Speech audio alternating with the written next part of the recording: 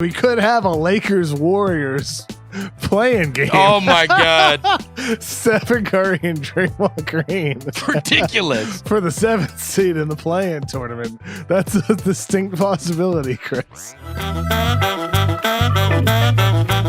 The Mismatch, presented by FanDuel Sportsbook. A lot of people do have, despite what we've been saying about the Bucks, people that are holding tickets for NBA championship tickets in Vegas. The two most held are Brooklyn and, of course, the Lakers. And the Lakers are now trying to stave off having to play in a play-in game. Anthony Davis left with back spasms last night. Oh, boy. In their game. Now, he says, we're going to see how it feels, but basically, what I gathered from listening to him last night was game's too big, right? Like, I'm going to be out there.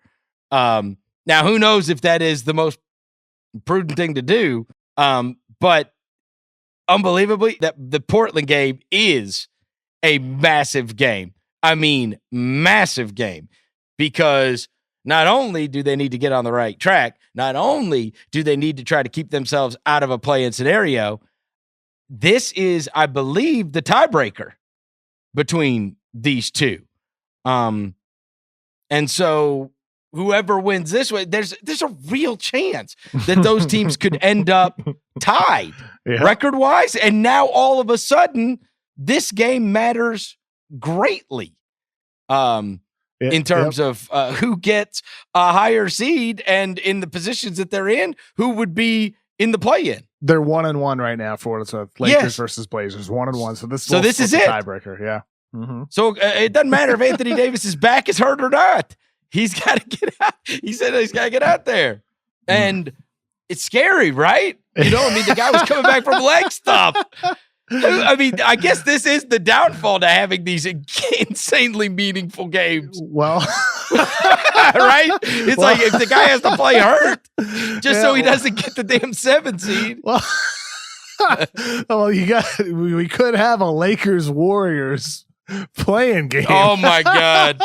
Stephen Curry and Draymond Green. Ridiculous. For the 7th seed in the play-in tournament. That's a distinct possibility, Chris. I know. It's so wild that we might actually this drama that could unfold. It's like, this is the downside, that players have to play more games, and that's a negative for the team. It's a negative for the player, that some of these late season games matter more. Mm-hmm. But for the fans, oh yeah, it's great for fans. It's great. I mean, and given ultimately, like I told you, given the small amount of games that are left, that game tonight could truly decide this. Yeah, and this game would not matter one bit. No, it would not matter at all. It's like, we'd be talking about, like, well, the 6th seed looks like it could be the Clippers. I mean, the 3 seed looks like it could be the Clippers. So the 6th seed matchup could be tougher, but Denver's only a half game back. We'd be talking about how teams might slide up and down the standings. Yep. Not about some great implications about a play-in tournament, the importance of winning the game. Like, the fact is that this is just another example. We've talked about it every show in recent weeks of why I love the play-in, why the play-in is going to be great, and why tonight's game, Portland versus LA, is going to be awesome to watch. And all three of those teams, both Dallas, Portland, and the Lakers, every single game is massive now. It's all a playoff game, all of it. Because one of those is falling 7. Like, there's not enough room. None of them are getting to 4, right? So they're going to be 5, 6, and 7 in some order. And so now every game the rest of the way, it's like, I mean, those are 3 really good teams. And your reward, as you were saying, you're playing Curry. Mm-hmm. It's hard to imagine they're going to move anywhere. They're probably not moving down. Yeah. They're not moving up. Memphis and San Antonio are really sliding right now. Really, they're cratering both. Yeah. Looks like, San Antonio's 5 in a row. New Orleans still got a chance game and a half back from them.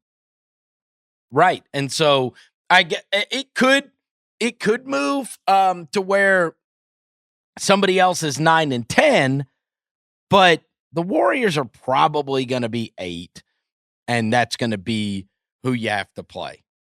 And so, I mean, how stressful is that? That's actually the one team that LeBron and the Lakers could play against that might not be 30 free throws to 10 free throws. It might be. Curry will get some calls. I'll tell you what, though, Chris, any of those matchups, Steph in the Warriors versus Luka and the Mavs, Steph in the Warriors versus Dame and the Blazers, Steph in the Warriors versus LeBron in the Lakers, any of those matchups would be great, great drama. So unbelievably, and here's hoping Anthony Davis is going to be okay. I know, seriously. You never want to hear back spasms. We left the game last night, and he said it just locked up. And I was like, oh, God. I mean, I'll tell you what, Chris. It's impossible not to be worried about what the Lakers can be in the postseason. Teams that aren't healthy, dealing with nagging injuries, LeBron missing the last 2 games for reasons Frank Vogel won't state. Mm-hmm. It's all very strange, isn't it? And because they were saying next week for LeBron now, right? Yeah, I mean, Shams Charania reported yesterday he's being told next week LeBron will be back. So we'll see what happens there. He was supposed to be back in full this week. That hasn't happened. So who knows really there. The fact is, though, is that Utah and Phoenix, these teams are clicking on all cylinders. I don't think they should be underrated as teams that could represent the West in the finals. And the Lakers, it's not only just a matter of health, it's a matter of chemistry. We have some new guys in the lineup. Andre Drummond, there's some fit issues there.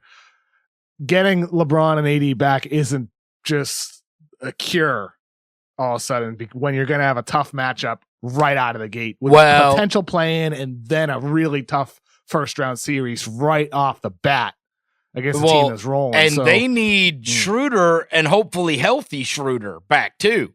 That too. Yep. Like they need that badly. Yeah. And you hope that he comes back and is able to be.